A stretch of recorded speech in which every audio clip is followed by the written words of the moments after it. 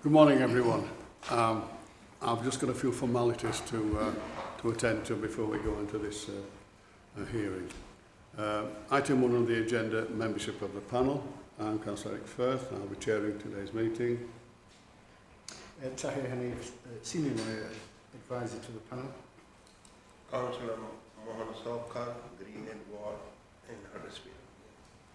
Councillor Andrew Marchant. Item 2, declarations of interest. None, Chair. None, Chair. And I have none. Item 3, admission of the public. Yes, the public are welcome. Item 4, deputations and petitions. None received, Chair.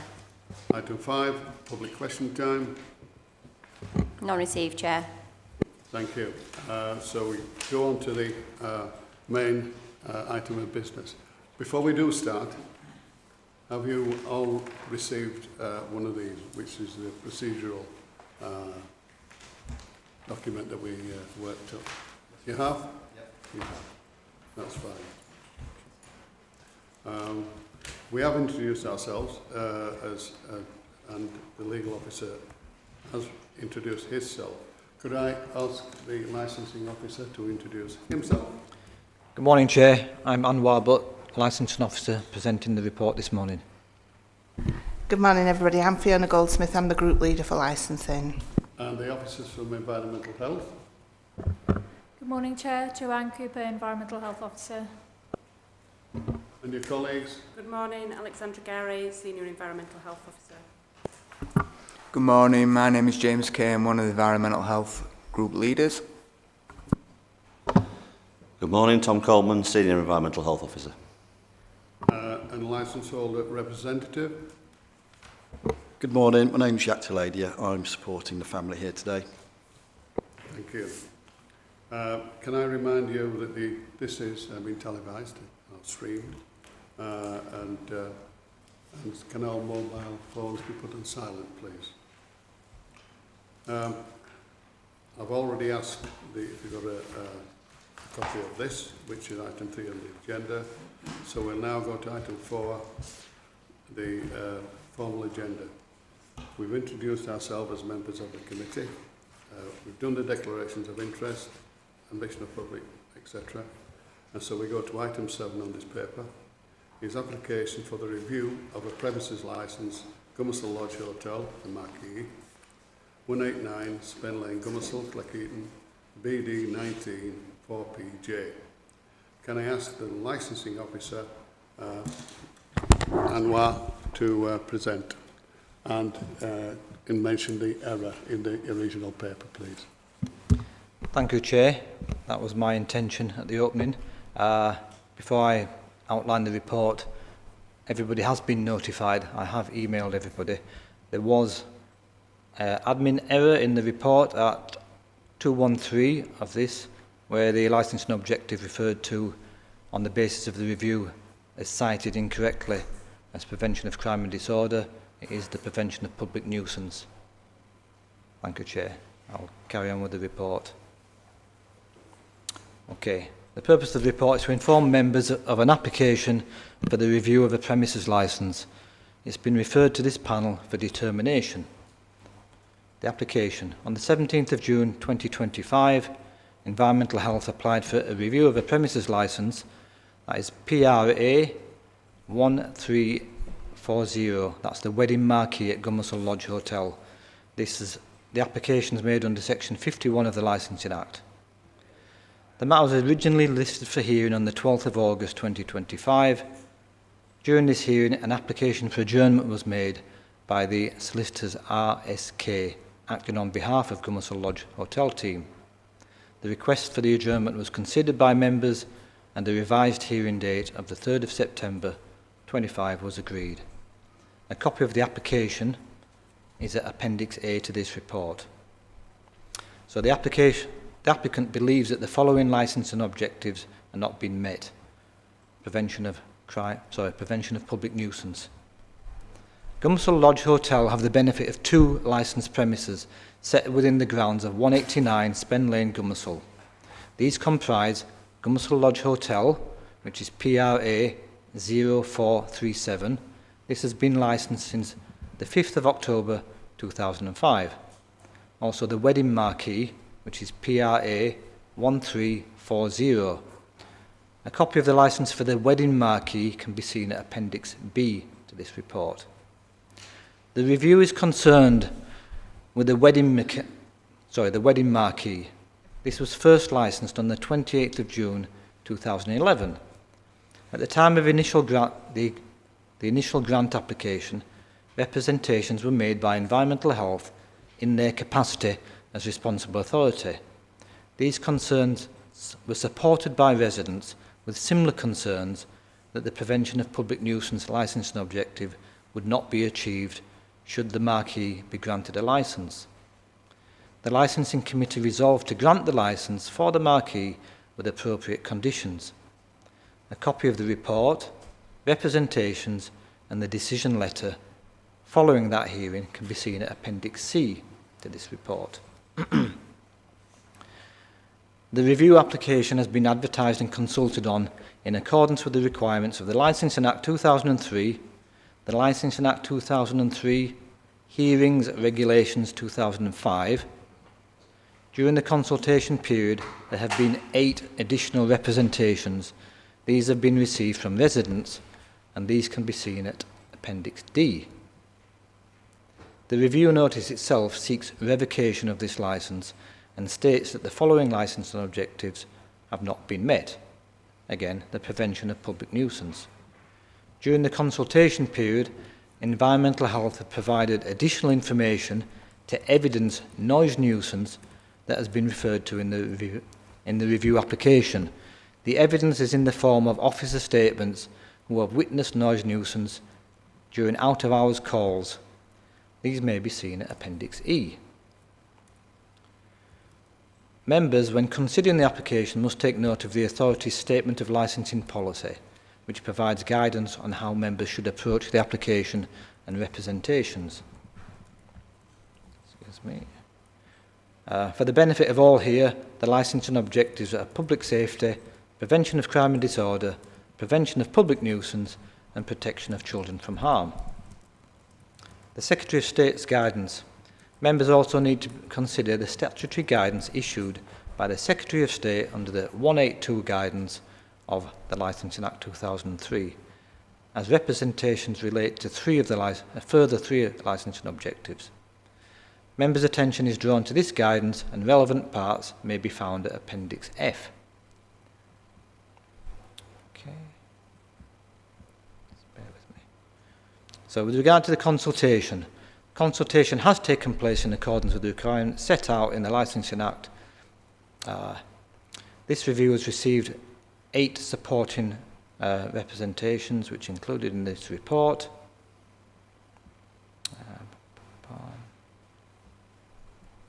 I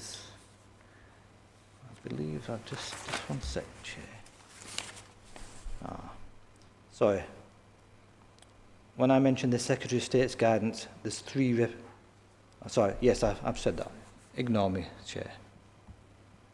I thought there was a matter that I'd not covered. Okay, so the next steps and timelines. When determining the application, members having regard to any representations may take such steps as they consider appropriate for the promotion of the licensing objectives.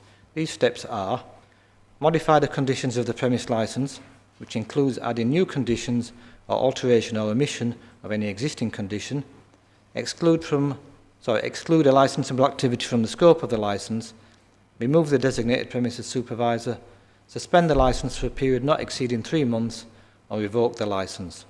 Findings on any issues of fact should be on the balance of probability. In arriving at decision, members must have regard to the relevant provisions of the statutory guidance, the licensing policy statement, and provide reasons for their decision. That concludes my outline of the report, Chair. Thank you very much. Thank you, Anwar. Are there any questions for Anwar? Colleagues? That's it. Next one.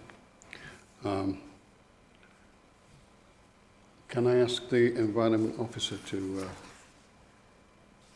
bring forward her comments? Thank you, Chair. Good morning, panel. My name is Joanne Cooper. I'm an Environmental Health Officer.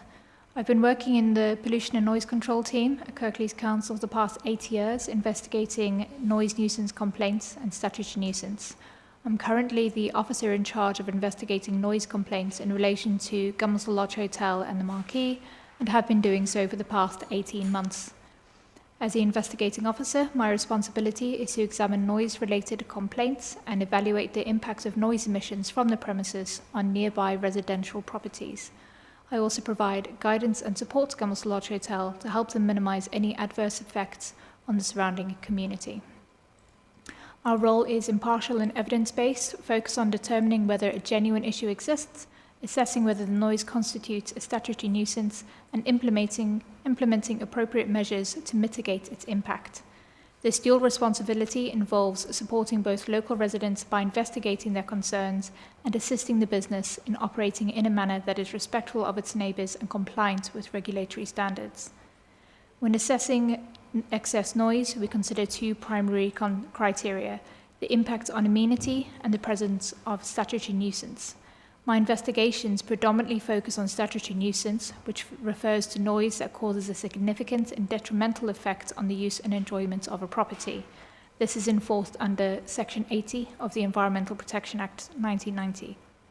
While an impact on amenity may not initially meet the threshold of statutory nuisance, the persistent presence of unwanted noise, particularly in the home and garden over extended periods, can have a demonstrable effect on health and well-being.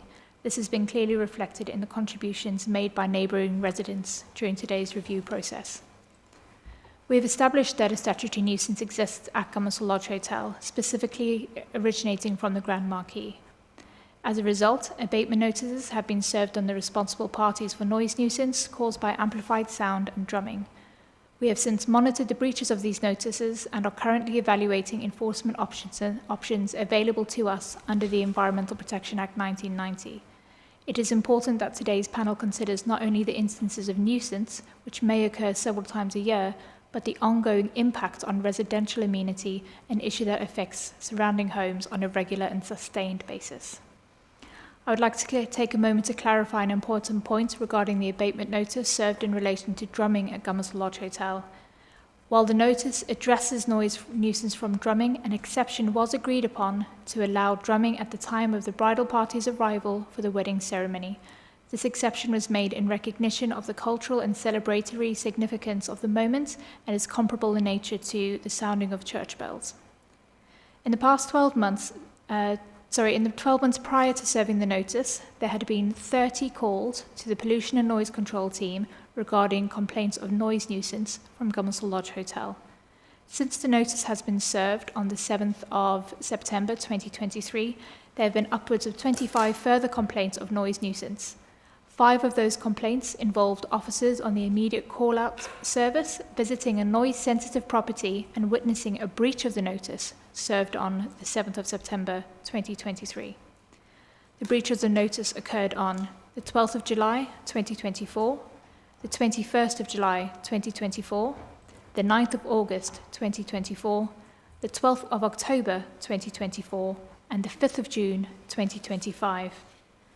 Further to the breaches of the notice, there have been further calls to our service to witness noise on the following dates where an officer was unable to witness: the 16th of February 2025, the 17th of February 2025, and the 18th of April 2025. We have received recordings via the Noise app of loud intrusive noise at nuisance level from the premises on the 18th of April 2025, the 28th of May 2025, and the 20th of June 2025. We are considering enforcement options available to us in light of the noise witnessed by our team, but these will be under the Environmental Protection Act 1990 and is separate to the review of the premises licence. Environmental health are consulted during the licence application process and recommend conditions which aim to prevent public nuisance.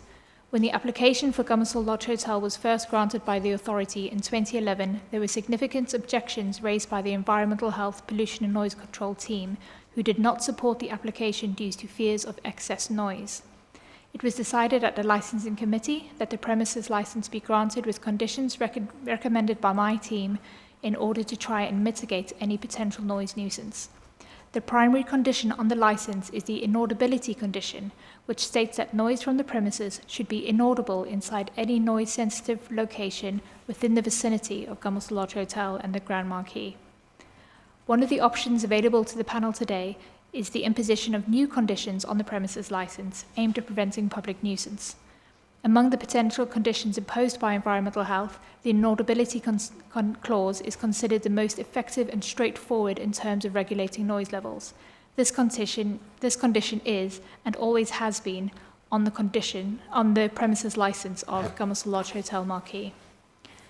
The following conditions could also be considered for inclusion. However, based on current evidence and experience, it is unlikely that they would result in a measurable reduction in the disturbance experienced by neighbouring residents.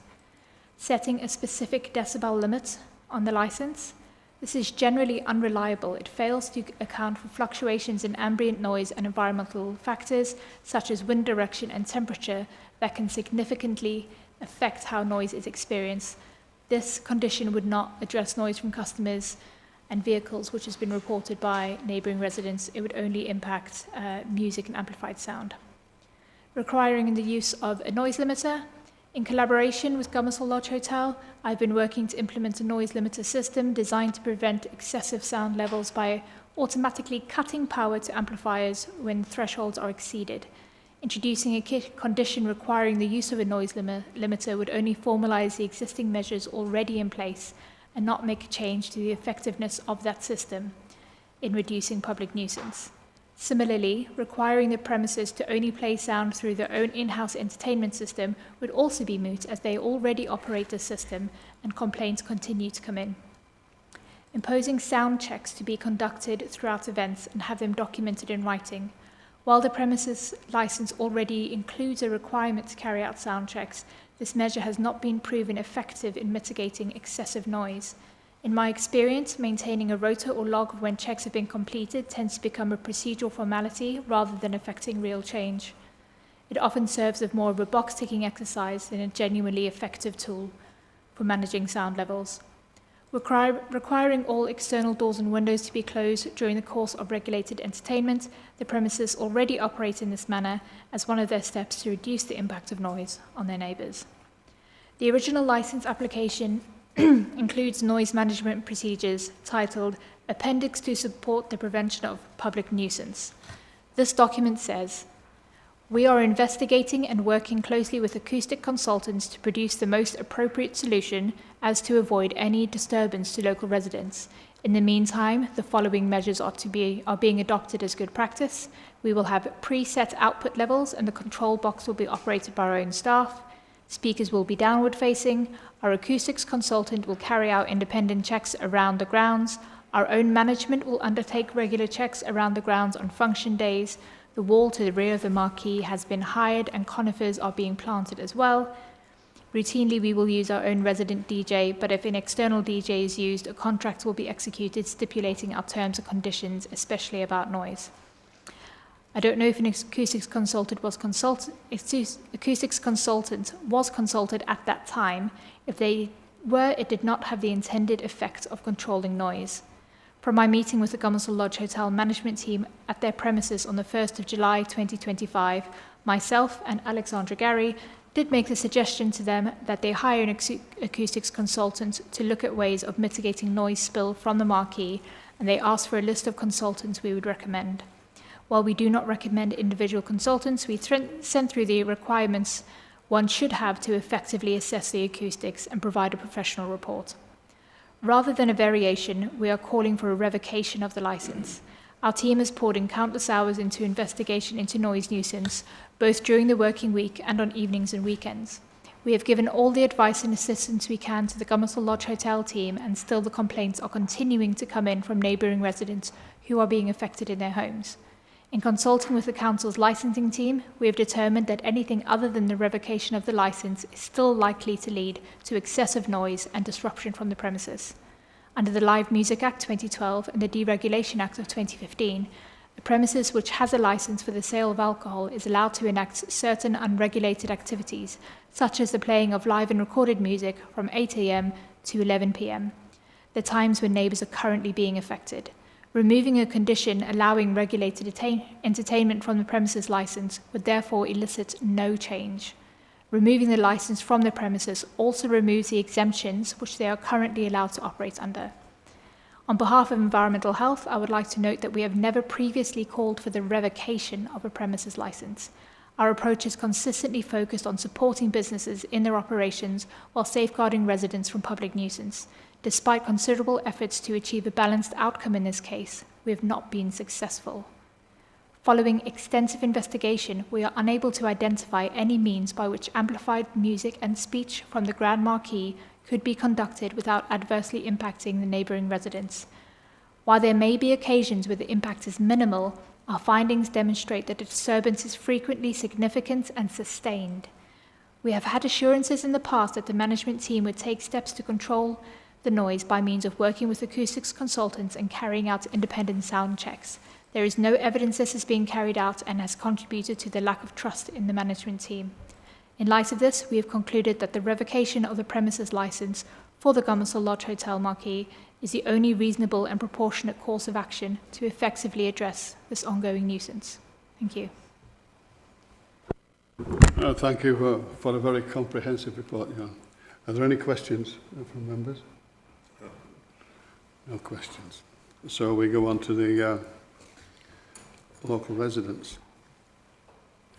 Could you introduce yourself, please, and the floor is yours.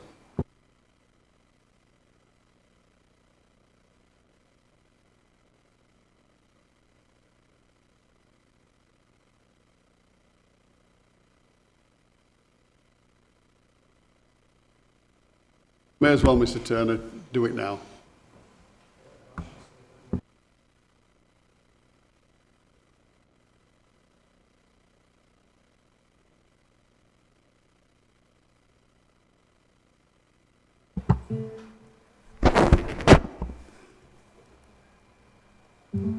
Right, all these are recent ones purely for this meeting, but it's been going on for 15 years. Same sort of noise that we've had to put up with.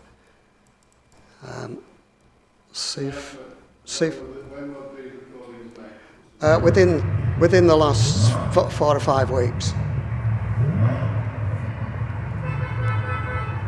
So I don't know, but can you hear that? Yeah. This is an example at 6 p.m. This is 24th of July. So this is them coming in with the revving and the popping and things like that.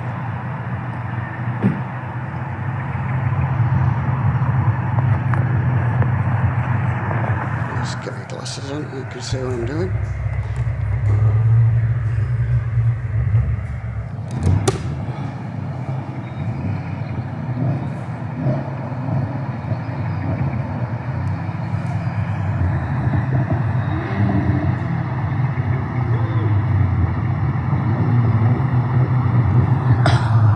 And this is behind my fence.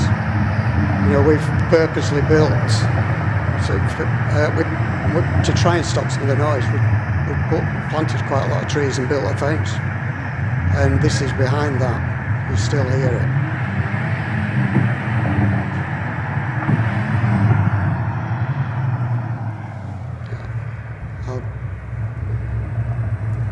I'll stop that and go on to the next one for speed.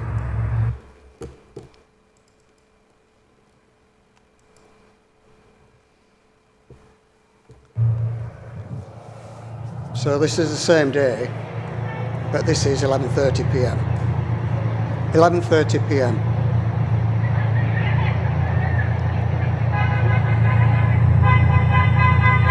This is them leaving now.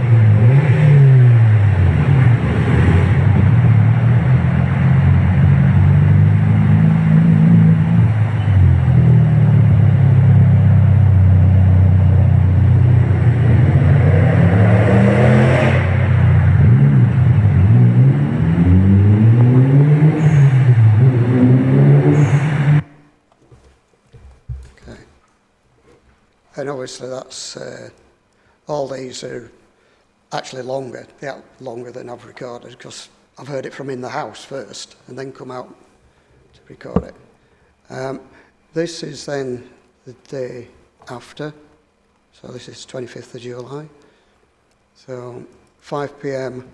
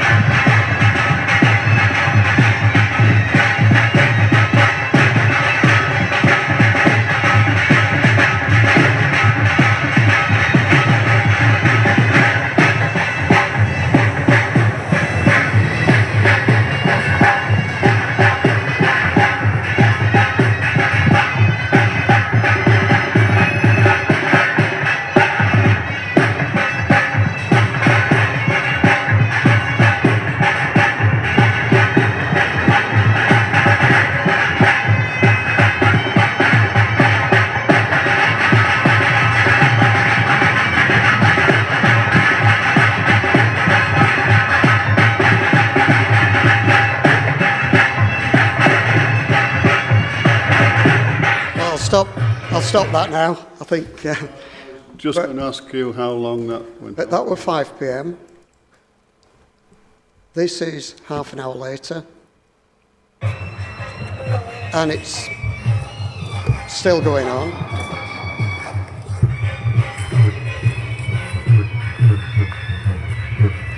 This is then same day, 6:30. Oh no, mate, I got, oh sorry. Oh yeah, this is the same day, 6:30.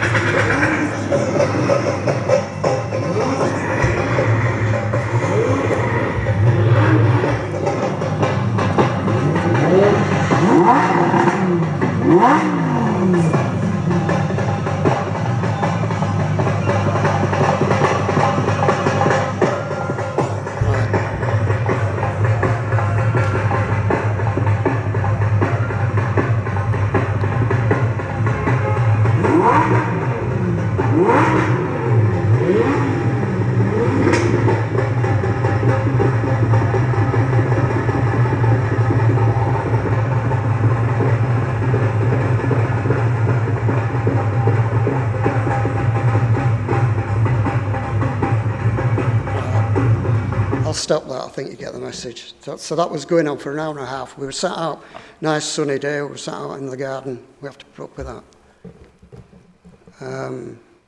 Let's see what that is. So, I'll skip on to a couple of fireworks. Now, these are not recent. The reason I recorded them is because of the police not doing anything about it, basically. It wasn't for this meeting that I recorded this one. And there's no sound, it's just from my CCTV, so it's only on the video.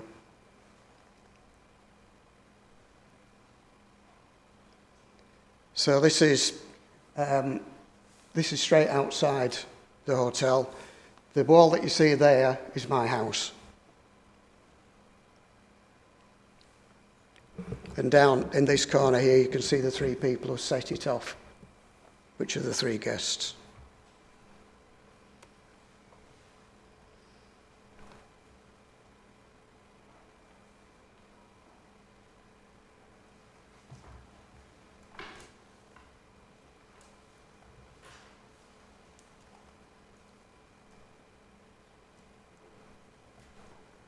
And the car parked here outside my drive is one of the guests as well. They'd also parked a car just further down the road. This arriving here is the police. They said that they hadn't been called out for this, they just happened to be in the area and seen all the commotion going off.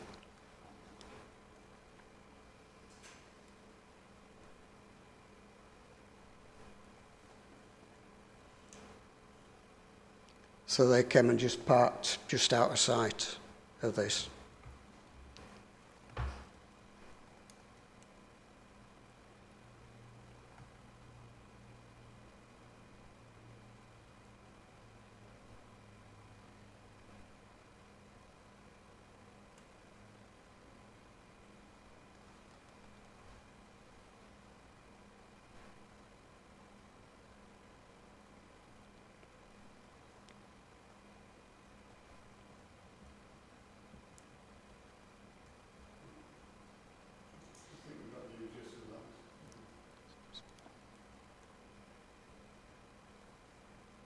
Well, there is another little bit after this. So this is the police walking up now. These 2 here are the police.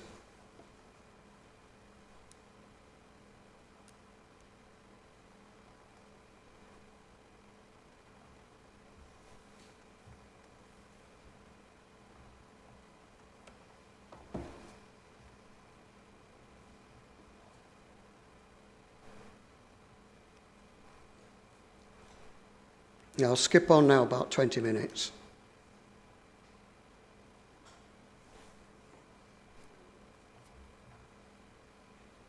And this is a fire brigade now and having to be called out. I'm assuming the police called them out, because it's still burning, as you can see there, and they have to go and put it out. Okay, so I'll stop that one. The next one is fireworks, which is more common that they set off on the grass verge outside my house. So this hedge here is my hedge. We were actually at the back of this hedge at the time, and it was a very hot day, dry season, and we were rushing to get a hose pipe because we were thinking it's going to set the hedge on fire. In fact, my wife's not here, she's ill today, but she got burnt on her head by something that came over.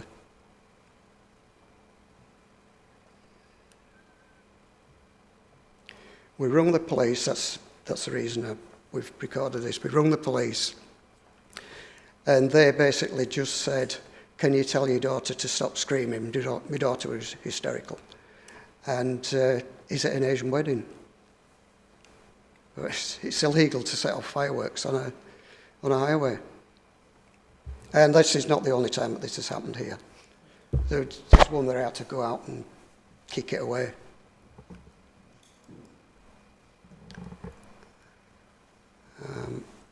Forgot where I got to now.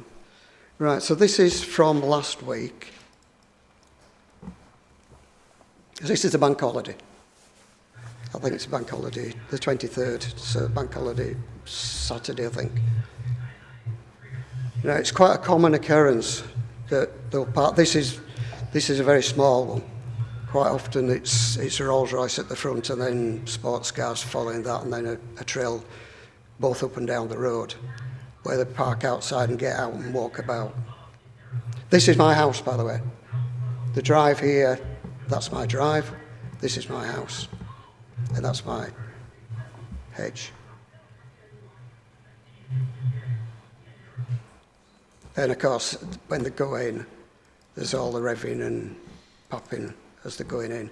This is the same thing, but from a different camera.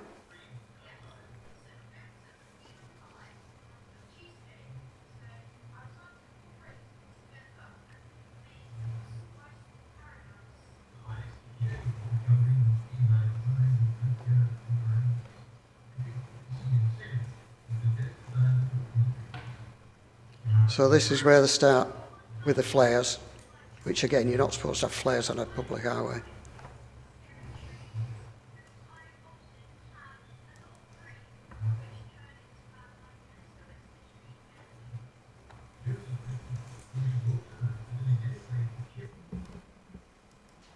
And this was the same day last week.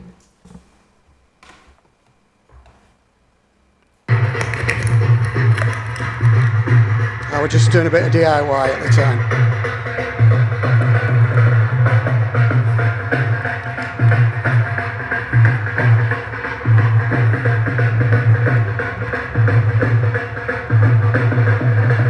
So I'll close that. I've not really concentrated on the music because you can hear that, and the council have heard this all the time. The reason I've done these tend to be because they're at the start or at the end. And from my experience, when I looked at the number of complaints that you got, there's none from me. We haven't put any in. We did call the noise people out when it started, 10 years plus since. But you couldn't get hold of them until 9 p.m. By the time they'd arrived, of course, a lot of it was nearly finishing. And they always said, yes, it's way above what the noise should be. You shouldn't be able to hear it at all, never mind from within the house. And they did the sort of routine where they'd go into each room and they'd put your telly on and see if you can hear it above that and that sort of thing. And they always went up and asked them to turn it down, or that's what they said. And they did turn it down. But the following day it was back to what it was. So we just stopped bothering calling them out, and that was over 10 years ago. So the number of complaints I think that the council have actually got, there's a lot more people affected by than the number of complaints. Oh, this, I've talked over this, but this is just basically just to show that even recently we are getting noise.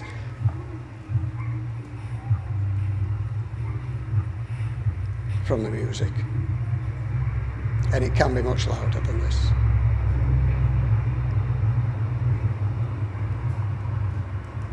And the final thing I've just got is something I found from TripAdvisor, which is just to show that it's not just the neighbours that's affected. This is a comment from, somebody in the hotel that stopped in the hotel, but it just says exactly the same thing as the neighbours are saying, that it's loud music, drumming, revving, noise from shouting and screaming. It's the same sort of thing. And we also get it from the car doors. I mean, everybody turns up in cars.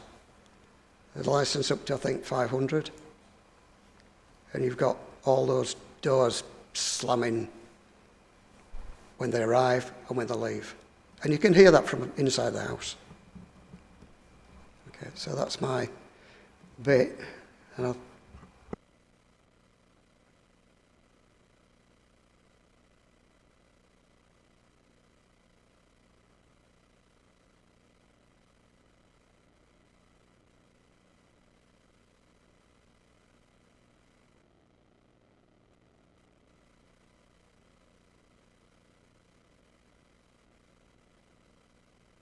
Thank you, Mr. Turner. Could I ask Mrs. Moiser or Stan? Hi, my name's Jean Moiser. I've been living about 278 metres away as the crow flies for about 10 years now. When we first moved in, things weren't noticeable. However, very quickly after that, we started to notice we actually noticed after that short period of being in the house in 2016 that the noise, we started to be aware of the noise, and I have complained and people on the street have complained since. I'd like to go quickly back to the statement about it's like the church bells ringing, which you said, and I don't disagree with that. Obviously, culturally, people should be allowed to celebrate culturally their weddings and so on. However, cultural practices must still operate within the law and in line with licensing objectives, and a cultural defence cannot excuse persistent public nuisance. And I will note that the church on Spen Lane regularly has weddings, and we are not aware of that. We're not aware of the bells ringing substantially for any length of time. It doesn't impact on us, but this business unfortunately does. So I'll move from that to just a quick statement that I'd like to make, because I've obviously put forward my complaint in a letter. For me, the case is ultimately straightforward. The Licensing Act sets out the 4 objectives, as we all know. And the ones at stake today for me are the prevention of public nuisance and public safety and the protection of children from harm. I think that's important to mention, because that noise you heard there was right next to the venue, and there are children living in that area who will not be able to sleep and will be woken by that type of noise and that type of behaviour. The statutory duty is obviously to promote those objectives above everything else. You've heard consistent evidence from residents that repeated disturbance has been caused by events at this venue over years. The disturbance has materially affected the ability of neighbours to enjoy their homes and gardens. It has interfered with sleep and has clearly been unsafe, as we've just seen there. My garden and house are 278 metres away, with a small tree line in between. I'm going to play a short recording of and I've got lots of these. Excuse me, my hands are shaking a little bit. This is what I can hear that far away.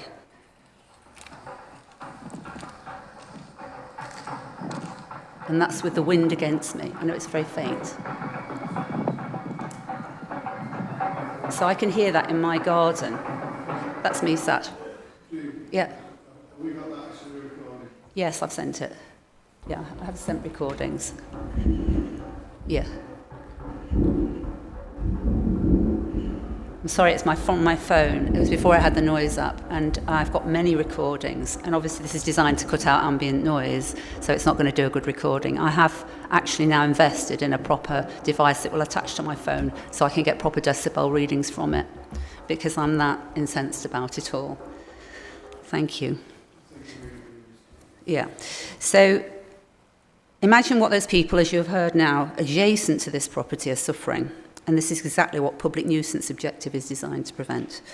If the licence holder seeks to argue that it's their clients, not them, who are responsible, it is with respect a misunderstanding of the law. The licence is granted to the premises precisely so the licence holder takes responsibility for all activities there. They cannot shift the burden onto wedding parties or guests. If disturbance continues, that shows management controls are either inadequate or ineffective, and that is the licence holder's responsibility. That is my understanding. You may also hear arguments that they are technically compliant with existing conditions, because I've heard that argument, but compliance on paper is meaningless if in practice nuisance persists. The Act requires real practical protection for the community, not just ticking boxes.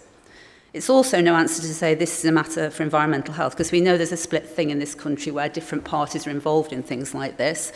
But the Home Office is clear, the guidance is clear, the licensing authorities have to act to protect the licensing objectives.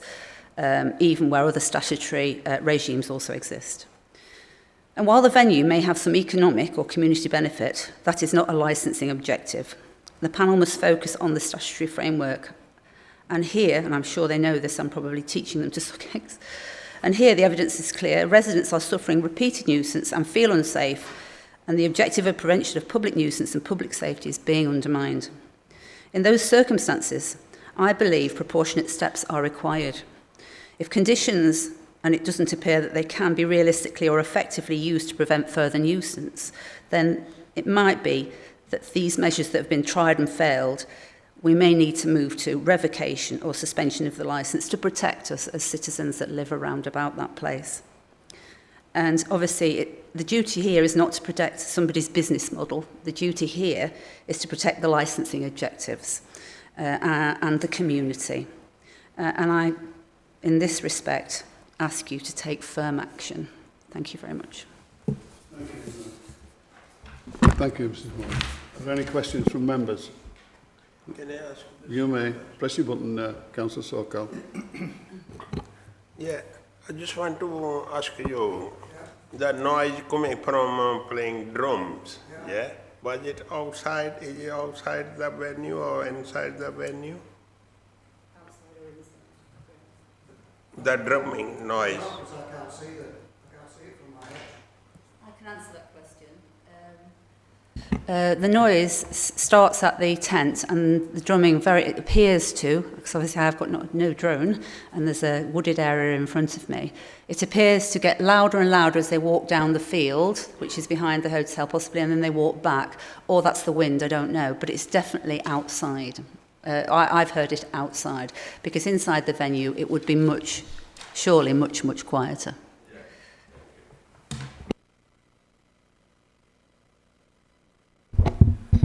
Yes, thank you. Mr Turner, you gave us the video of from your CCTV of the fireworks, I think the first one, and you said it was a while ago. Have you got an idea of when it was?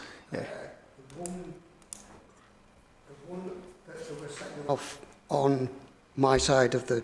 Yeah. That was last year. Last year, no. Yeah. But that's happened several times.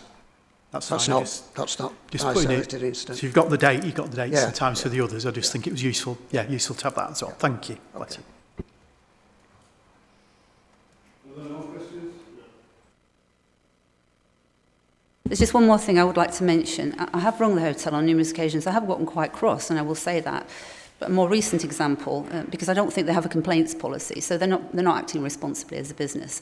They don't address anything. The last time I rang, I got somebody who told me, "I'm sorry, I'm a dog's body, I can't help." I said, "There's a violin been playing for an hour and a half, nearly 2 hours. It's like Chinese water torture. I can hear it in my garden. It's obviously amplified. Can you ask them to turn it down?" "Oh, well, it's a wedding love." And this is frequently what I have gotten when I have rung the premises. No real response whatsoever, no answer to any complaint that I've made when I've rung. It's just dismissive. And I think that's been a large part of the problem, that they're not responding to people in the community. Thank you. Thank you, because I was going to ask the question if you'd contacted the host directly. Clearly you have. Have you contacted the host directly, Mr Turner? Contact the hotel directly? Yes, yourself. No, not for a long time. No.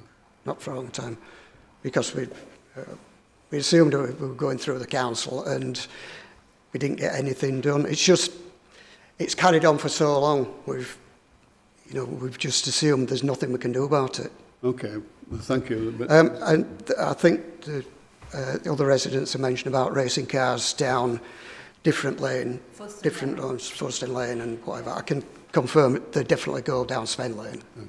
And that was at the bank holiday. There's a lady recently going up and down at bank holiday. There was a lady recently that lives near you, Graham, who she was terrified for her children because they're in the garden and the cars were racing up and down Fuston Lane, and she said it's frightening, so she took the children in, and that would happen regularly. So I just thought I'd know that, because that's a more recent occurrence. That's the last event. I did notice that the neighbour opposite us, who has some small children, did come out and run up towards the hotel. I'm guessing it was to do with that, but I don't know. Okay, Councillor Sokol, you wanted to ask another question? Yeah, I just want to ask you, I know you haven't been to see them, yeah, when it's noise coming, yeah. Did they ever, director or manager of the hotel, come to you to meet you or ask you any problem or noise problem? Did they ever come? They only came round after the previous meeting that we had 3 weeks ago. That's all. Thank you. Thank you. We now go to the licence holder, or Mr Yakub, who will respond. Good morning, councillors, members of the public that have come today. Thank you.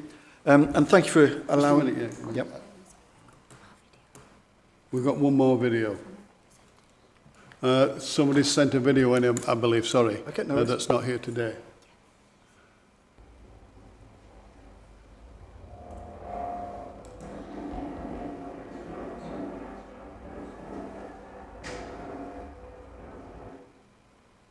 And this resident lives where?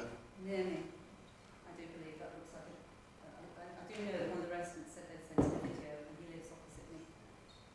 Okay. Okay, and thank you for that. Sorry about that. You're Round two. You're cool. Good morning.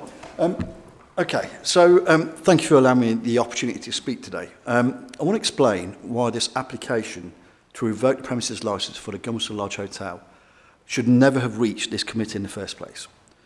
We believe that this application is fundamentally flawed, unnecessary, and most importantly, will not solve the concerns of the local residents. Those concerns can only be resolved through engagement, dialogue, and open communication. Now, first of all, I do want to apologise to the residents that live near the Gummersall Lodge Hotel. I know you have shown and given examples of certain things which have happened both within the venue and outside of the venue. I know that you probably have made attempts to contact the hotel, and you feel that we've been not really taking your concern seriously. That will change. So if we have let you down, we do apologise. It will change for the foreseeable future. Now, Gummersall Lodge have invested heavily to minimise the impact on local residents. There is a new management in place, more staff at every event, and significant financial resources have been put towards minimising and mitigating any impact the lodge has on the local community. However, I'm now going to explain why this application should have never reached this committee in the first place. It stated that the primary objective not being met was a prevention and crime and disorder. That was in the initial application. I know we have discussed it, but that was the initial application. Yet there are zero recorded incidents on crime and disorder on the premises. And we are not aware, and none were referenced within the application. That's accepted. Yep. However, it was only accepted when we raised it with the local authority only last week, and we got emailed last week that the application was actually incorrect. However, this is not a small mistake. Please bear in mind, this is an application that could have had serious and significant consequences for the premises and the livelihoods of the people who work there, as well as weddings which have been booked in the near future. It could disrupt the most precious days for many couples, some of them in September and October, with no time to rearrange. I do not have to emphasise how profound and significant the impact could be. Secondly, the application itself isn't clear. There are two premises that are licensed according to the application: the hotel and the marquee. According to point 214 in the application, it refers to the revocation only of the marquee element. That was confirmed by Mr. Anwar this morning. But point 2.5 states this review seeks revocation of the entire licence on the grounds of public nuisance. It is these inconsistencies that run throughout the application. It is ambiguous, inaccurate, and leaves us uncertain what is even being applied for today. Is it the marquee or is it the entire licence? We're not sure. Third, the evidence cited is minimal. So, for example, in 2025, there has been one officer attendance on the 5th of June that noted minor noise for 10 minutes, ending at 9:40 p.m. A few calls were made in February, April and May with no officer attendance. There were 2 recordings submitted in May. Is that really enough to justify taking away people's livelihoods and cancelling weddings? Some complaints cited in the application date back as far as 2011, 2014, 2015. That is not proportionate nor relevant to what is happening now. Furthermore, case law supports this view. In Crosby Homes versus Birmingham City Council, 2008, the court held that minor or mitigated nuisance from established premises was not enough to justify licence renewal. In Mark Andrew, Cleary versus Salford City Council, again in 2008, the court found that minor concerns could be addressed with appropriate conditions, not revocation. So once again, why has an application for revocation been made? Another point on the application is engagement with authorities. The application implies the business failed to engage with environmental health. That is simply not true. Throughout 2024 and 2025, the Gomersall Lodge team actively sought engagement and invested in measures to reduce impact. When one meeting had to be rescheduled, they repeatedly tried to re-engage. There is a pattern of calls and emails that went unanswered, and only through escalation to senior managers in August did we manage to re-establish contact. To imply that Gomersall Lodge was solely responsible for the breakdown in communication is unfair and inaccurate. Another key point that we've discussed this morning is the inconsistencies in the application and our engagement with the local authority. We've already had the environmental health team telling us that the drumming is okay. We are allowed to allow our clients to use drumming at the hotel and the marquee. They have accepted that. The majority of the complaints from Mr. Turner and the other party, and including the third video, is of drumming, which the environmental health people are telling us is okay. Therefore, whilst we acknowledge that there has been some disturbance for you guys, we are also going with the advice of environmental health, who are actually trying to revoke our licence and using drumming as an example to do that. So, what I'm going to do is now give like an example of what we've done so far and what we're going to do in the future. So, we have installed a council calibrated sound limiter, which we have agreed with environmental health. We have upgraded soundproofing and insulation. We've invested £50,000 in new electrical supply, enabling air conditioning so the doors can stay closed. We have professionally redesigned the sound system for lower and more controlled levels. We've done decibel monitoring apps for management. We have planted conifers to absorb sound. We have earlier cut-off times for weddings, now 11 p.m. and not 1 a.m. We have restrictions to only use in-house DJs who can instruct. We've got strict rules for bands and cultural drumming. We do not allow fireworks. The example from Mr. Turner used, I believe, was in 2023, and it was not on our premises. It was outside our premises. We do not allow Kawali singers. These are singers that sing very loudly in Asian music. We don't allow that because of the noise. We have now, in the last few months, dedicated extra staff. So on most events, there'll be at least minimum 2 security staff, if not 3, which will control the entry points and the egress points of the venue to prevent some of the issues that Mr. Turner had. For example, cars queuing up, coming in and revving, so we can immediately try and close those things down. We replace closing arrangements and signage and perimeter checks. And we have a written noise management plan. And we further take significant deposits off all our clients. So if they do use fireworks, if they do behave in a way of antisocial behaviour, we can take those deposits away. And we have tried to have direct engagement with some of the neighbours and personally visited people, including Mr. Turner. So what we are going to do for the future, as a result of the complaints that we've had this year, we know we need to do more to reassure the community and ensure that we can limit any nuisance, even when it's sometimes beyond our control. We have spoken to environmental health already since this application was submitted and agreed to the following. Meet with the environmental health team and invite them to an independent entertainment noise assessment. This survey will be undertaken in compliance with British Standards BS 7445, Description and Measurement of Environmental Noise. Environmental Health have agreed to attend this in September 2025. We will undertake any remedial works as advised by that assessment. We will appoint a duty manager with 1 telephone number at every event and circulate this number to all residents so any complaints can be dealt with immediately. We will brief all our staff before each event. We will keep a detailed written log of all events, complaints and actions taken and share this with environmental health as necessary. even though Environmental Health has said we are allowed to keep drumming, we're going to limit drumming because of the disturbance it causes local neighbours.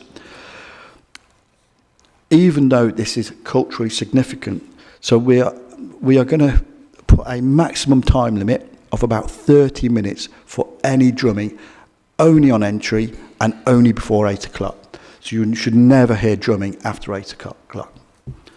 We will maintain strict entertainment controls, only in-house DJs, volume limits enforced, and closing announcements reminding guests to leave quietly. And we will meet with Environmental Health quarterly if they are agreeable. Councillors, this is a business that has listened, invested and acted. We are committed to being a responsible neighbour.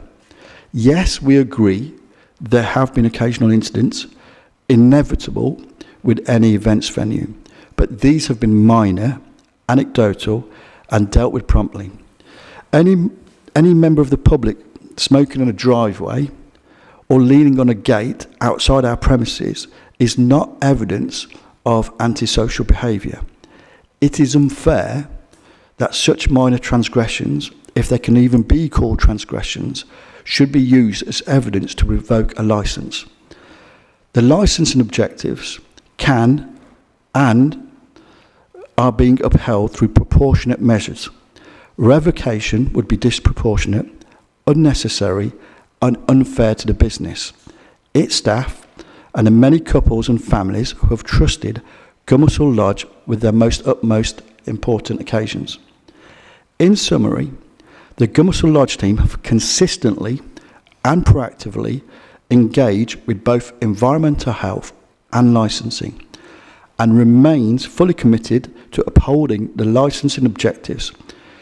The evidence currently cited in the application does not justify revocation or additional restrictions on a premises licence. We respectfully ask that the committee reject this application for revocation.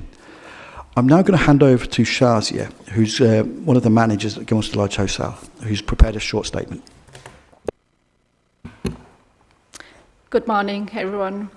My name is Shazia Hussain, and Mr. Nazir Hussain is my father.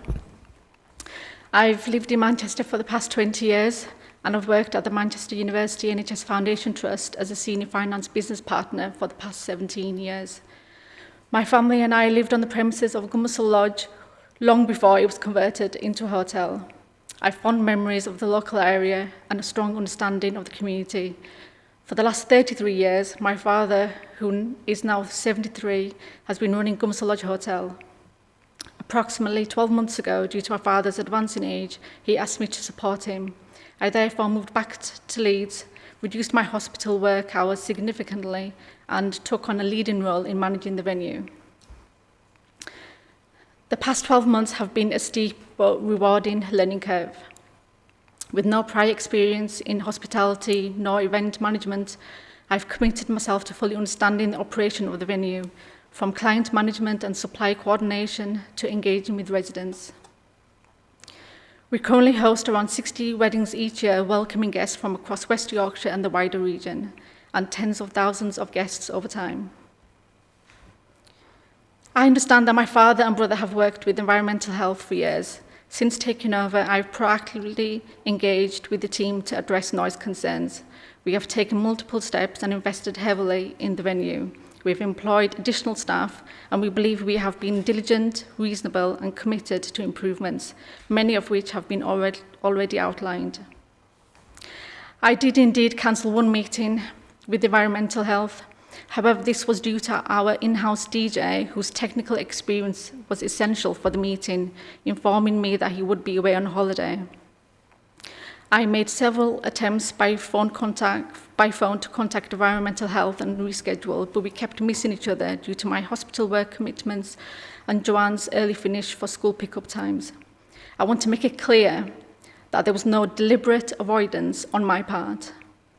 This is why I am somewhat frustrated at the implication that we are not engaging, leading to an application for revocation of our licence. I am eager to work collaboratively with the environmental health team and address the concerns of the residents. I've personally visited residents and tried to understand their concerns. I do feel that some of the concerns and complaints are unfair. For example, incidents that occurred outside our venue, the implication that we regularly have fireworks when we have in fact banned them. And this is being updated in our recent terms and conditions, which we update on a daily basis as per new recommendations and suggestions. And also the someone revving, for example, the car on the public street, which we have very recently banned as well in the past few weeks since mid-August. There are also other public houses and wedding venues nearby, and as I drive past them, I can always hear music, people talking, and general activity. Some of the complaints raised, for example, someone smoking outside the driveway, are not issues that one should reasonably cause concern or to justify a complaint against us. After speaking to my father, the licence holder, I will now be taking a leading role in ensuring effective communication with the local authority, a single point of contact for local residents to raise concerns, effective management of every event, a duty manager assigned for each event day, long-term planning for noise management. We have already invested tens of thousands of pounds in ensuring music, entertainment and associated activities do not cause a nuisance to nearby residents. We continue to invest and have instructed an entertainment noise assessment specialist from Infinity Acoustics to carry out a background noise assessment which will measure existing noise levels. They will undertake a minimum 48-hour noise survey at 2 relevant locations. This will establish the underlying background sound levels of the area. The results will then be compared with an entertainment noise impact assessment carried out during an event day. For openness, honesty, and integrity, we have already invited environmental health to attend the surveys on the event day. With the measures we have taken, we believe the survey will provide scientific evidence that noise levels are not above acceptable limits. I want to emphasise that I take full responsibility and do not dismiss the concerns of residents nor the environmental health team. My goal is to work openly and collaboratively to ensure our business operates professionally, efficiently and respectfully with the community. I believe these steps will strike the right balance between running a successful business and maintaining a harmonious relationship with our neighbours. I respectfully ask that the licensing committee to consider this statement and my commitments as evidence of my genuine intent to fully comply with all the licensing requirements and to improve wherever and whenever possible. Thank you very much. Thank you. Questions, members? Have you any? Councillor Martin. Yeah, thank you for your statements. You've both statements was talking about the investments in the venue, and the air conditioning and power. Is that around the hotel or on the market? What steps have been taken at the marquee to reduce the impact of noise on the surrounding environment, in specifically, please? This will be a collaborative approach when we're going to answer fine. that question. So I'm going to hand over to Nadeem. He's the brother of Sharjah, also one of the managers at the hotel. They've done a lot of work in trying to minimise the kind of impact coming from the marquee, and Nadeem will just go through the steps. So one of the issues we've had is because it's a marquee, it gets really hot in summer, and because of that we have to open the glass doors to allow airflow. But we couldn't install air conditioning previously because we only had single phase power, so there wasn't enough power to have air conditioning, so there wasn't enough power. So now we've invested in 3-phase power, which has taken us over a year to install. That's cost us about £50,000. And the next phase now is to install air conditioning heat pumps, so they do hot and cold. So heat in the winter and air conditioning in the summer. And that way we keep the doors closed and we have less sound leakage going out of the marquee. So that's regards the power. We've planted conifers at the back of the marquee, which is our closest neighbour. We've installed a new sound system. So before we had a two-speak. Before every event, customers would bring their own DJ, and the DJs, we were trying to get them to work to our limits, but because they're not our DJs, they listen to the customers, not us. So we've banned external DJs. We have our own in-house DJ now, and we've installed a multi-speaker system, so the overall sound doesn't have to be as loud. So the sound leakage is a lot less. We have tested it with the council, and they've said that it's not as noisy as before. The drums, obviously, we weren't aware that they were an issue because... Sorry? Expand on. Oh yeah, so we've done insulation at the back of the marquee. This marquee that we currently have, it's got an insulated roof, double skin, full of air, whereas the old marquee had a single skin roof. So we've done all that we can really with regards to that. So the next is obviously the sound system. So we've gone for directional speakers, but in-house DJ is the main thing now, where he's got a decibel app on his phone. We've all got decibel apps now on our phones, and we do various readings, and we've been told that as long as you don't breach 88 decibels inside the marquee, that should suffice for neighbours. One of the key things, and I want to emphasise this point again, is one of the biggest concerns when we went and spoke to local residents was the drumming. So they have a real issue with drumming, and I think that's been kind of identified today. 3 of the complaints were about drumming. The majority of the videos was about drumming. Now, every event will now have 2 security guards, one at the hotel, one at the entrance point. Minimum of 2, if not 3. So, and what we intend to do is limit that drumming to 20 to 30 minutes maximum, and only on entry. So hopefully that inconvenience of that drumming noise will be minimalised. As far as we know, Environmental Health has said that is okay.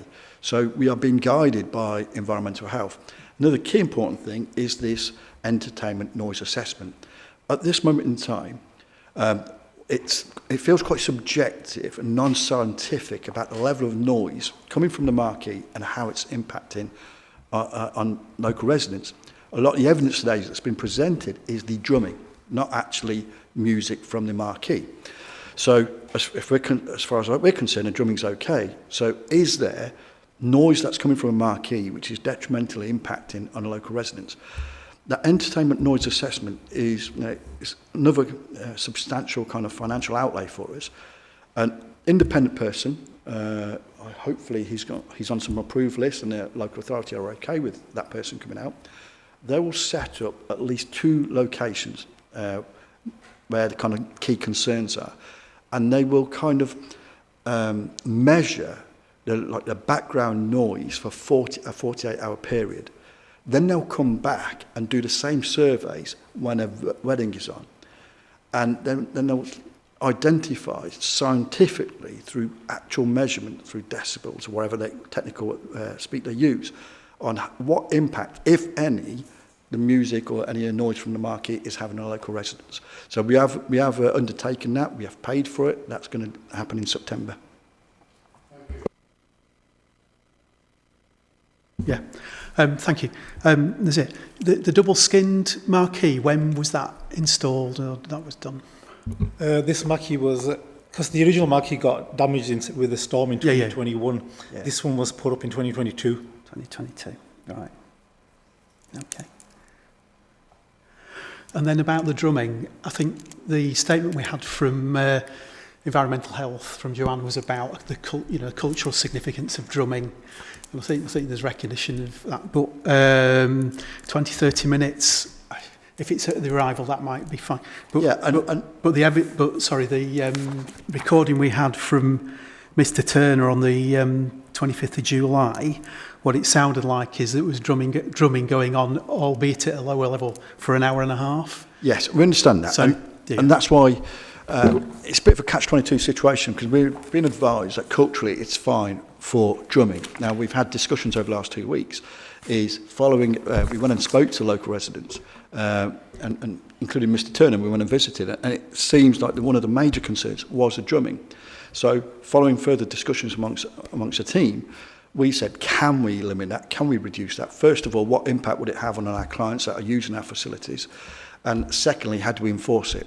And we're comfortable that if we maximise the amount of drumming only on entry point, before a certain time, and put that in our terms and conditions for new clients, we can enforce that, because otherwise we'll take their deposit.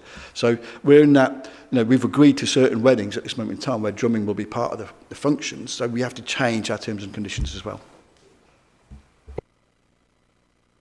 just trying to get as much information as we can about it. So, Shazia, thank you for your statement. And I think it follows on from what we just said about actually you've got guests coming and you've got terms and conditions, and it's the element of control you have over them. So some of what we saw in the video, the CCTVs and stuff, is about guests at the wedding, revving engines and stuff, and also the noise when leaving.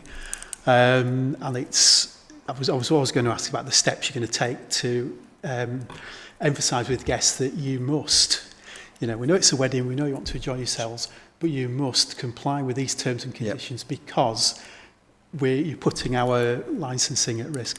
So I think we've had some example of that. I don't want particular figures, but is the loss of deposit, a sufficient deterrent from people who might have it's thousands. It's thousands. So our view is we're going to update our terms and conditions as well. We've not spent too long doing it because we need to hear the outcome of this kind of committee meeting. We are going to be taking substantial deposits of every new person that books a wedding. And as part of those terms and conditions, we will say that drumming is only allowed for this period of time. If you break those terms and conditions, we will be taking away your deposit.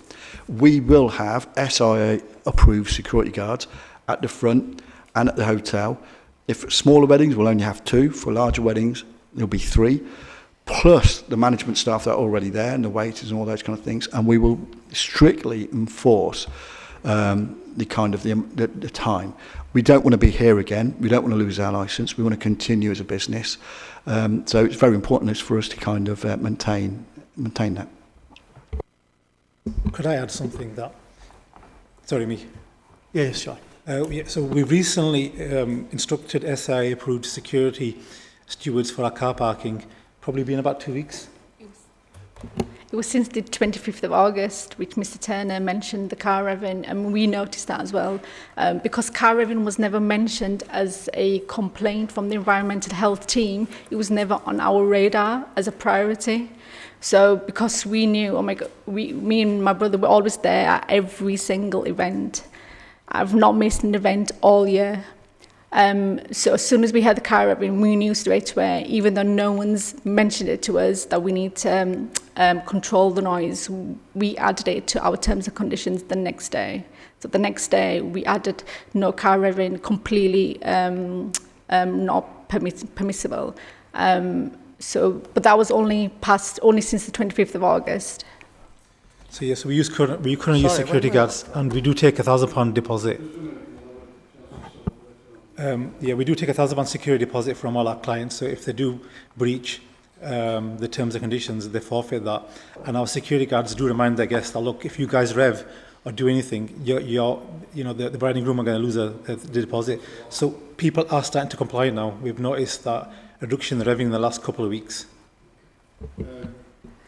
Just one last point, because I think it's this issue about a venue within a residential area, and I mean, you said, Chazia, you've been in Manchester, I know there's venues in there and other major venues that are in residential areas, and that emphasis to people who go to an event that actually it's not just the noise of the event, it's leaving a place in a residential area. It's quite key that guests, participants actually recognise it's a residential area and the impact that leaving can be when it's late on. So, Mr. Hussain, if I can just say 2 things. Mr. Hussain Senior has asked me to just say, prior to COVID, it was majority kind of white English weddings, where the kind of problems were slightly different to how they are now. So it's slightly evolutionary. It's in kind of new issues rather than older issues. So we have had to change our terms and conditions. The other thing you mentioned just about, and I think one of the neighbours mentioned about cars racing up and down. We're not convinced they're even guests at any of our weddings. There is another Asian wedding venue not far from us, where lots of cars come, which may be involved in racing, etc., because we're not convinced that incident that you mentioned. Okay. So but there is another wedding venue. Okay. Okay. But there is another Asian wedding venue not far from us. Okay.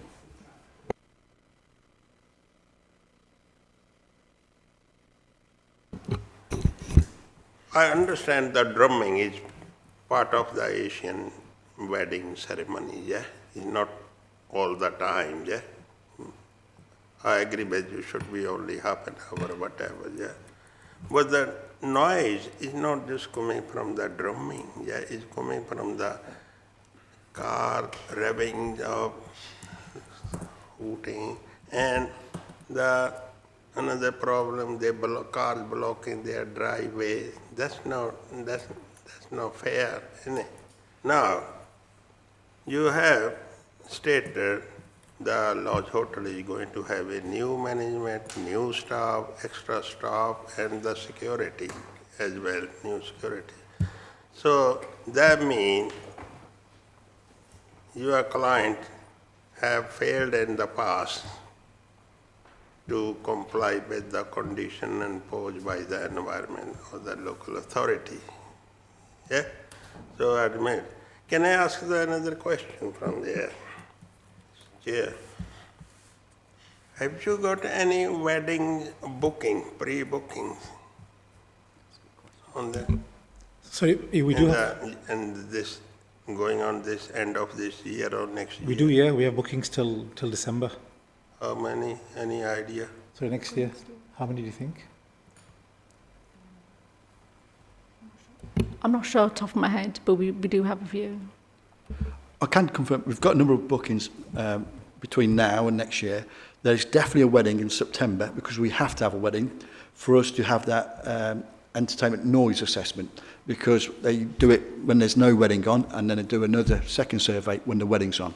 So scientifically it gauges the kind of noise levels coming from the marquee. The noise impact assessment has been booked for the 27th because we've got a wedding there with a DJ. So he wants to come on that day and record before and after. So it's a noise impact assessment. Okay. Thank you. Is there any more questions? No.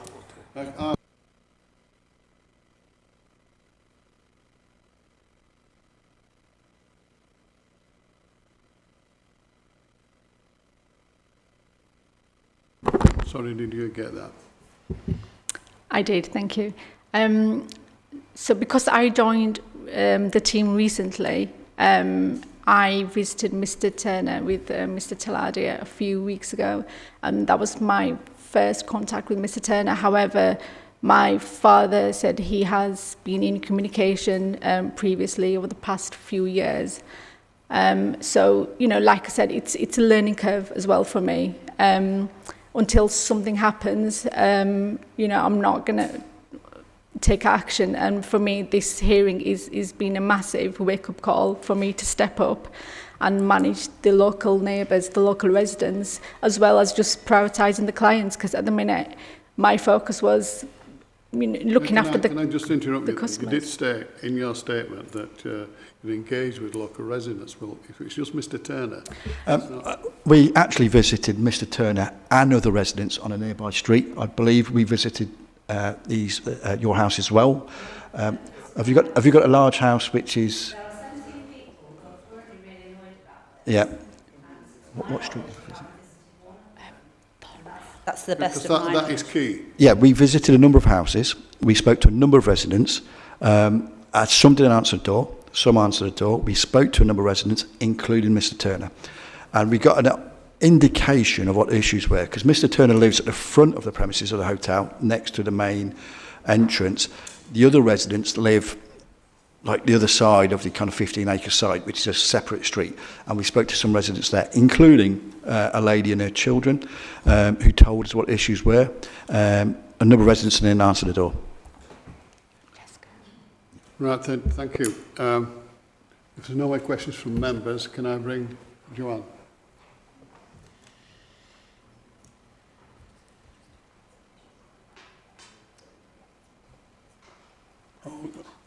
Okay. First, before I ask Fiona to come back, Fiona, our licensing manager, wants to say a few words. Hiya, thank you very much. I just noted that in your references you mentioned administrative errors, so I just wanted to go through everything that you said within that. So the application itself isn't the report today. The application was the application from the environmental health officers. In that application, it's actually page 13 of your agenda pack, members, if you'd like to have a look.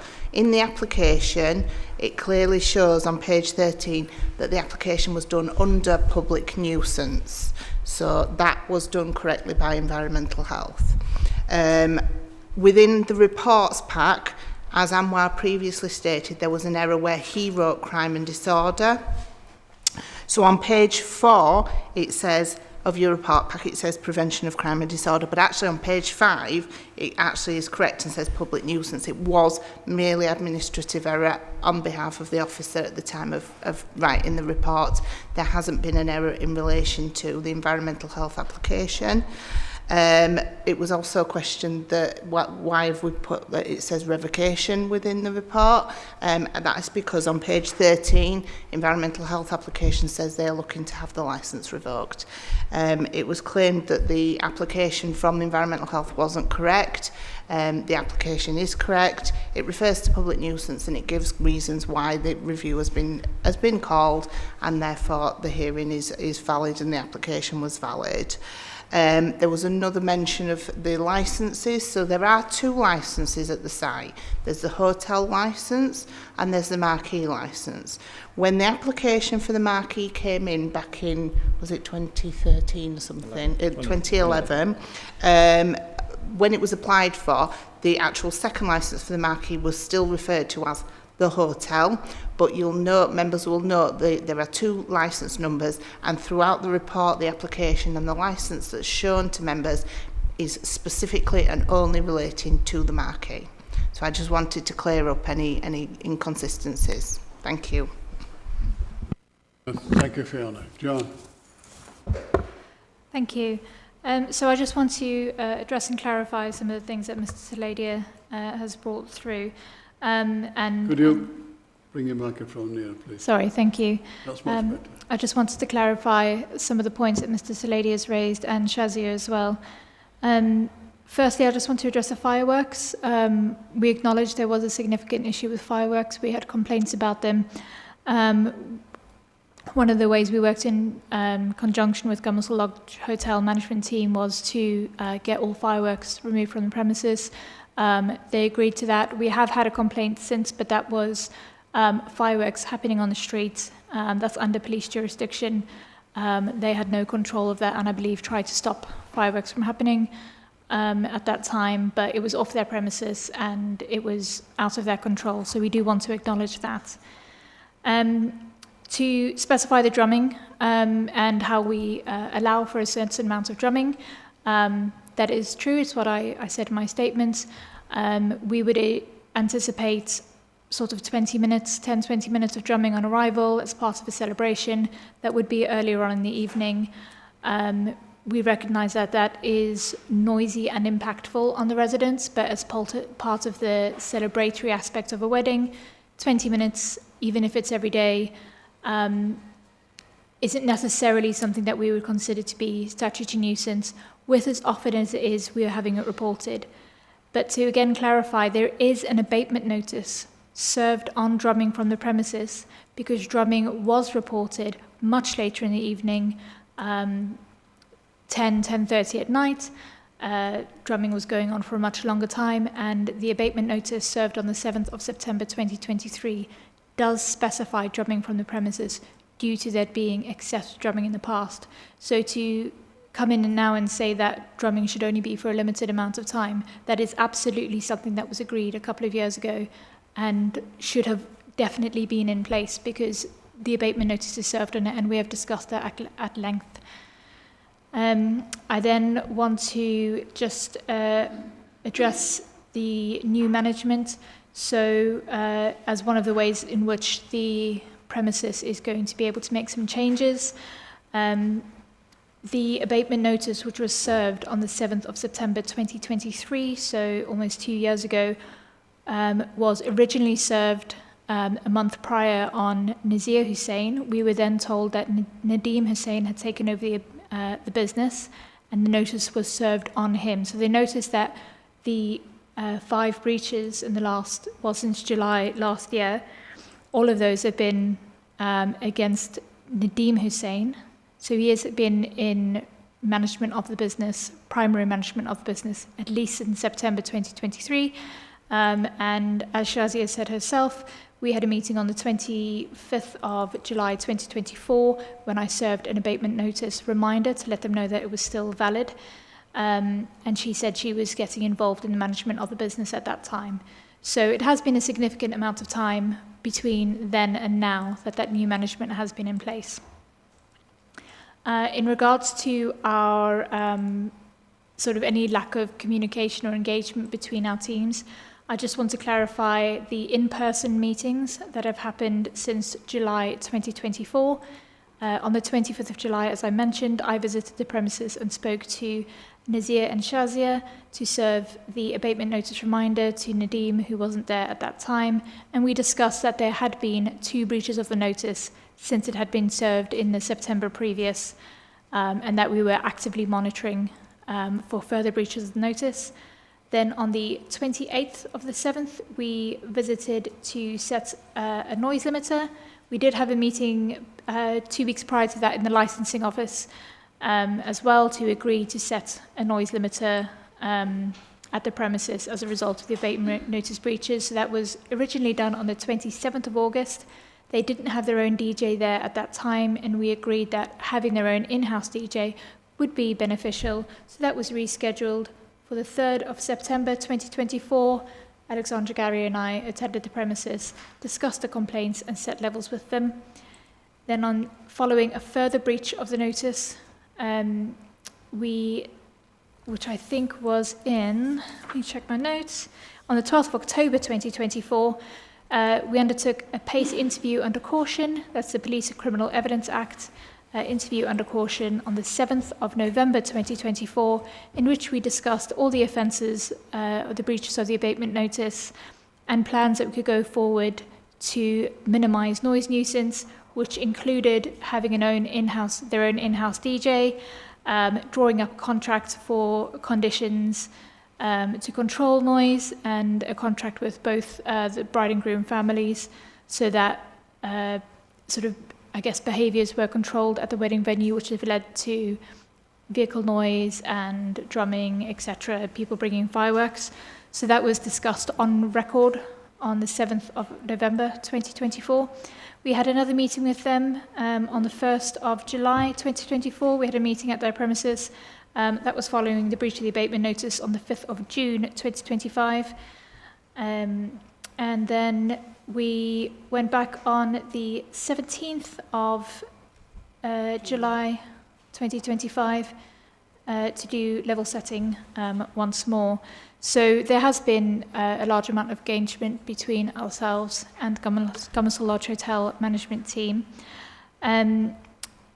The break in meetings between the PACE interview under caution in November 2024 and our meetings with them at the start of the wedding season, that was a rearranged meeting that happened on the 1st of July 2025, was so that they could get their own in-house DJ set up, they could get their contracts drawn up, they could make any changes that they needed to do to make this wedding season more successful than last year, so we would have fewer complaints.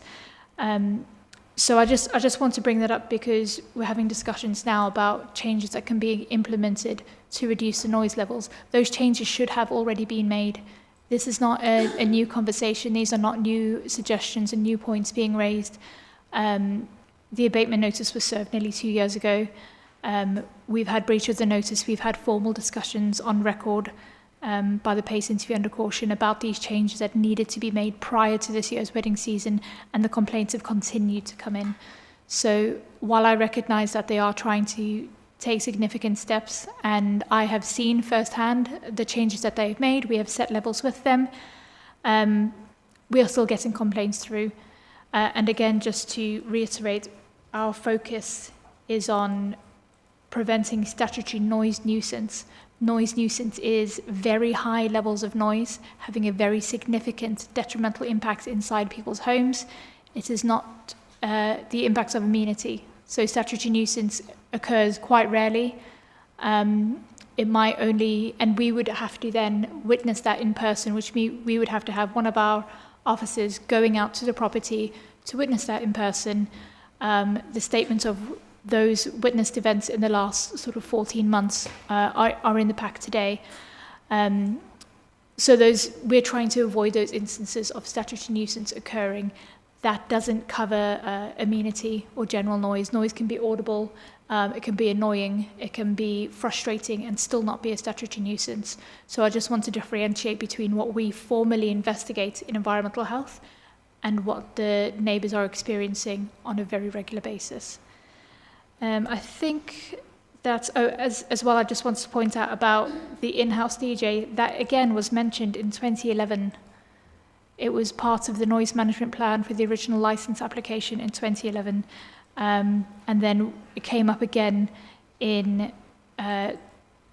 November last year. So to say that that system is only really running this year, it kind of just shows that those steps haven't been followed sort of consistently. There was also a mention of another wedding venue in the area. The vehicles could be related to that. We acknowledge that. It's not, you know, I recognise from Mr. Turner that he is seeing vehicles going in and out of the premises that are creating noise. There can almost certainly be vehicles unrelated to Gummersall Lodge Hotel that are making noise. The nearby venue hasn't been open very long, so it doesn't really cover the historic complaints, only maybe, you know, the more recent ones.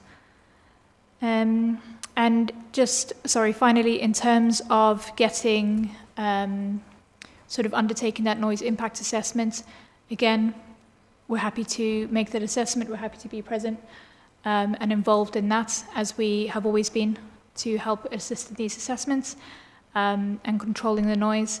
Mr. Taladio referred to scientific sort of data, and I do realise that that is important, having that very objective information, but when we assess statutory nuisance in particular, it is very subjective.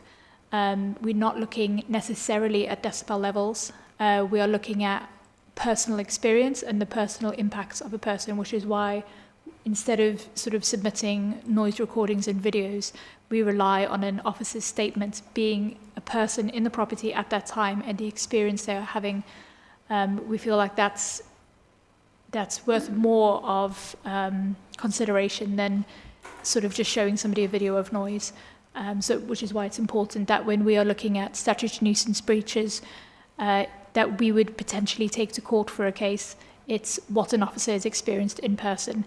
So objective information is good, but also the subjective feeling of how it is actually impacting you in a home is something we put a lot of sort of onus on. I think, yeah, I think that's everything that I've addressed for now. I'm happy to answer any questions, of course. Councillors, can I just make a point, please? Sorry? Can I make a point, if possible? One of the key things.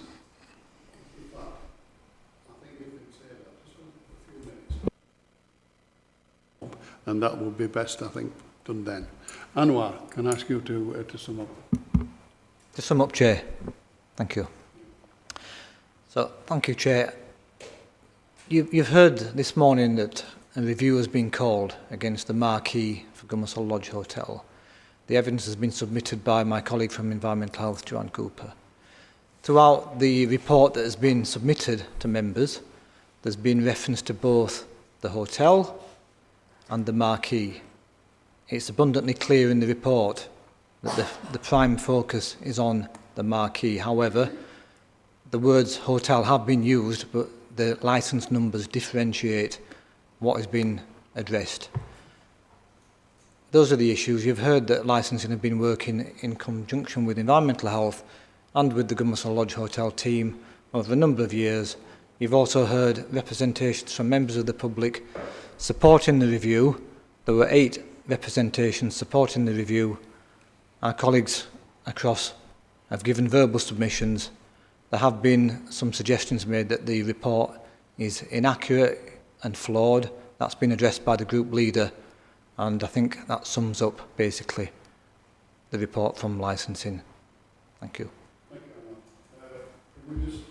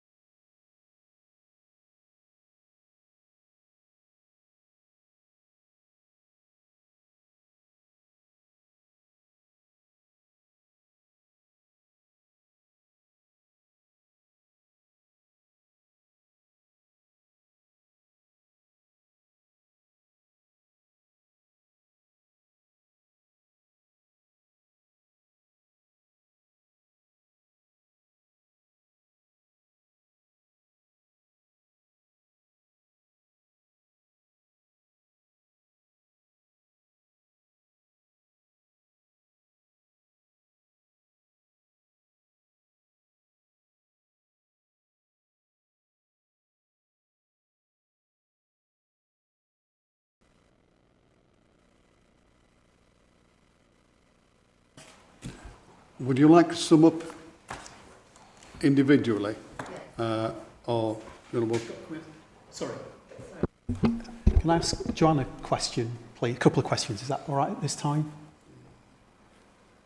Yes. Yeah, Yes. sorry. Forgive me. Let's get this right. We must do it properly. Just can you clarify on the abatement notice about what does it specifically say about the drumming? Because we've had lots of things about short periods of time at the beginning and what would be appropriate or not. But then you said something about the abatement notice including something about no drumming. So can you just clarify what the abatement notice said about drumming, please, Joanne? Of course, yes. So the abatement notice, the one served on the 7th of September 2023 on Nadeem Hussain, is for noise from amplified sound and drumming. So amplified sound would include any loud music or speech, any sound that is amplified from the premises, and drumming is there to cover the drumming if we determine it to be a problem. So we do use certain elements of our discretion as when assessing the amplified sound and the drumming and any noise from the premises. So the notice covers noise that we have identified to be a statutory nuisance and to be a problem. And then when we come to assess that noise, that's when we use our discretion and our judgment. And that's that sort of subjective assessment that our officers make. Okay. That's the second question is about this word subjective, which I think is causing it. So presumably with the word qualitative, a qualitative assessment of what's happening, because it's, you know, people have experiences around noise and stuff like that, and they can make it, it's down to their judgment. So I'm just a bit concerned about the word subjective. You could certainly use the word qualitative. So our judgment is based on years of experience assessing noise nuisance. It's something that you pick up in training and sort of on-the-job experience. As you become a more experienced officer, you have an understanding of what noise nuisance is. We have certain criteria that we work to. Can we hear it with the windows closed? What time of night is it? Is it preventing sleep? Would it prevent you from relaxing in your home? Would you be able to watch television without being distracted? Would you be able to read a book or make dinner without being distracted by the noise? And the reason that we don't use decibel levels is if there was a noise nuisance that was perhaps a very low droning noise, it may register very low on decibel levels, but you would potentially feel it in your chest. You would potentially have that sort of disturbance that's not as obvious as music. But if you're looking at decibel levels and you're looking at sort of trying to quantify it, then on paper it wouldn't look particularly loud, but it could still have a significant impact on you. That's fine. Thank you. You said you would like to sum up individually. Can I go to you first, please? Thank you, Chair. It's clear from recent recordings that the local community has not been thought about. I would challenge anybody in this room to listen to the recordings from Graham inside his house, outside his house, even in his garden. Just a point here. What if somebody were autistic? What type of impact would that level of noise have on that person in that garden? I don't feel there's been any real due thought given to it, and I think it's a bit knee-jerk and last minute. That's my opinion. Because I believe how a company behaves when they're not being watched is a clear sign of their moral compass. This feels like, because they are now in the spotlight, things are now starting to nip, if you like. And as an ex-primary school head, if I'd have taken that approach with my business, because trust me, a large primary school in a big city is a business. If I'd have just paid attention when somebody nipped me, like Ofsted, I would have had an atrocious business. You have to always pay attention to your customers and to the people in your community if you are going to be a business with a social conscience. And I feel this is a clear thing for me. I have never been spoken to, and yet I've rung up that hotel many times. Nobody's ever said, shall I come out and see you, Mrs. Moyser? Nobody. I've been dismissed. Well, this is a wedding venue. What do you expect? Well, what I expect is I go to many hotels on weekends away, and many of these hotels are wedding venues, and yet there are weddings going on in these hotels when I am present, and I never hear them. So if they can do it when I'm in the same building, I am absolutely sure that this company could do the same. And I just find it a little egregious that it's gone on for so long and the evidence presented is so loud. And whether it be drumming, I don't think drumming has got anything to do with it. I think it's about the nuisance. And for me personally, even though I'm 278 metres further away than Graham, I find it invasive. I have ADHD. I find it very difficult to focus when I'm in my garden listening to that, and it is amplified drumming. And it goes on for a long time, as Graham has already noted. So I would like the panel to really consider the impact on the community and also whether this company actually has a social conscience at all. Thank you.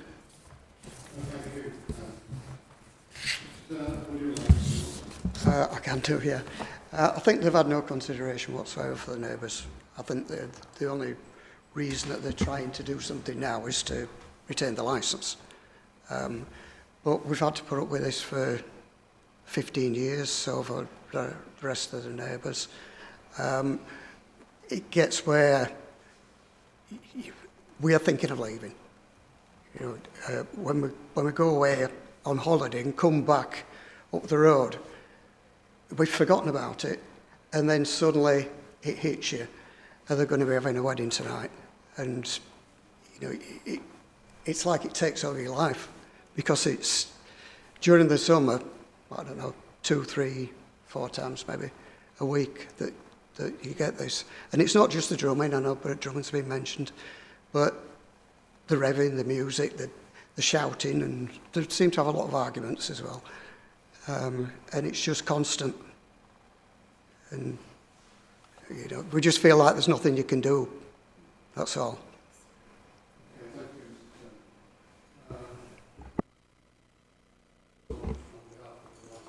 Yeah, there's a few things I'd like to sum up. There was a lot of discussion from Environmental Health team in terms of the abatement notice. One of the key things that I'd like to point out is breaches of an abatement notice of criminal offences.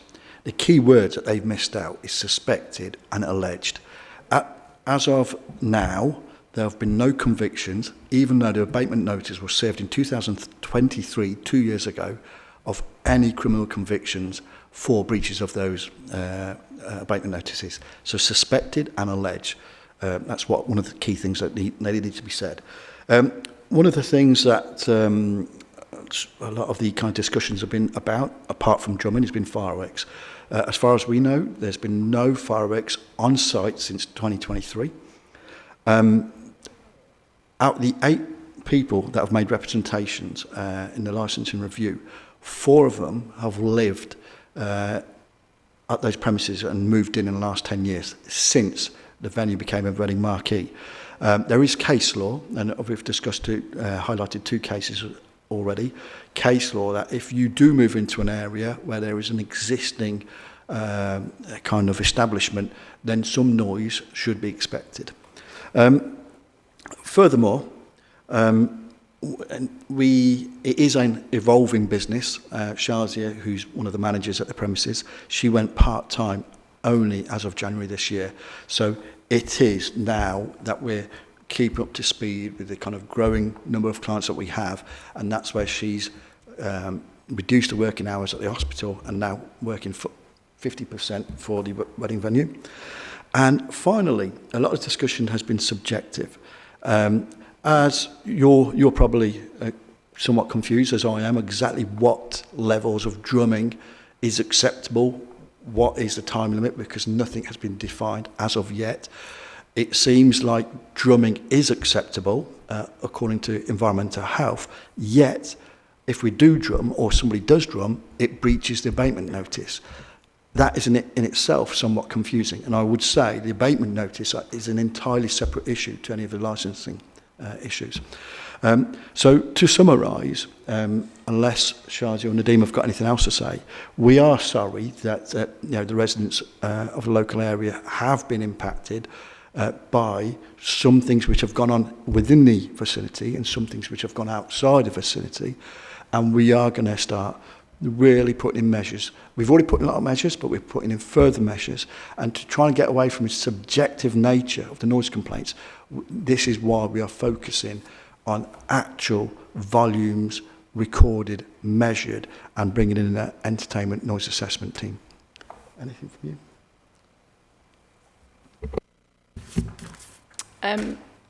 I just want to address the residents to say we completely hear you, and we are taking your feedback and your complaints on board. We absolutely do. I know sometimes it feels like we're not, but we are behind the scenes. We talk about this every day for the past 6 months since January.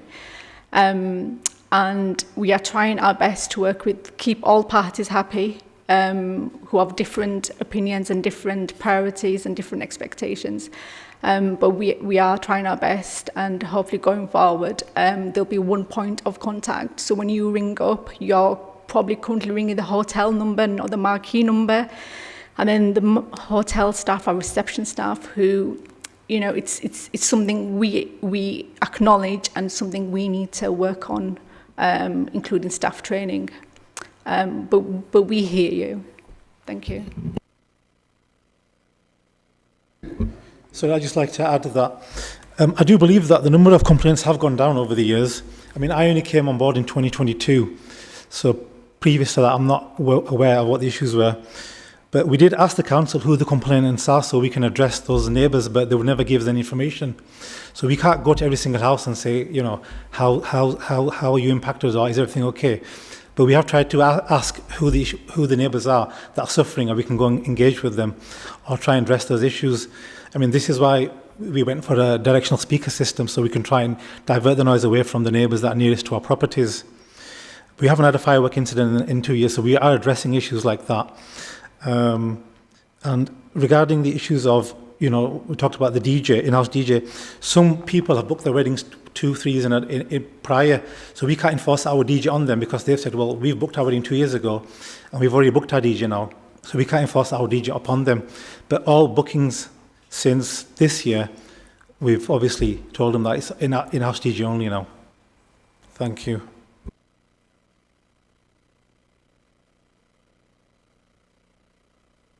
Step outside, please, now, while we do our deliberations.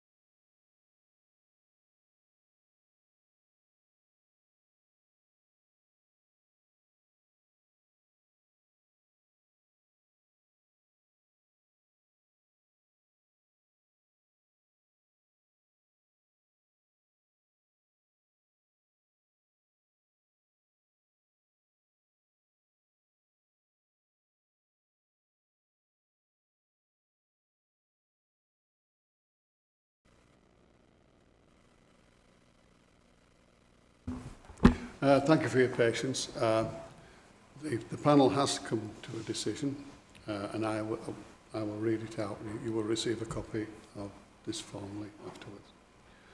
At today's hearing, the panel considered both verbally and in writing information which outlined an application for a review under S51 of the Licensing Act 2003 in respect of Gomersall Lodge Hotel, Marquee, 189 Spen Lane, Gomersall, Cleckheaton, BD 19 4PJ.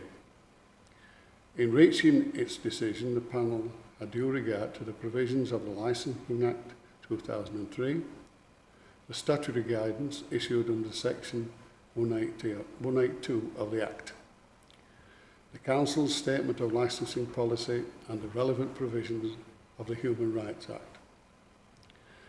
The Licensing Subcommittee considered the report presented and representations relating to the prevention of public nuisance. Therefore, in respect of the aforementioned application, the panel has decided to revoke the licence.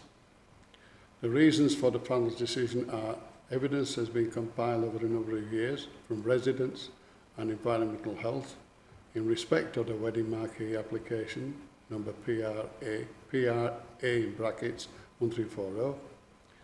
The licence holder has had sufficient time and opportunity to address the concerns of the local authority and local residents, and that licensing's objectives in the relation to the prevention of public nuisance has not been met. You will receive a written confirmation of the panel's decision shortly, and I will remind you that you have the right of appeal to Magistrates Court. Thank you for your attendance today. Meeting closed. Thank you.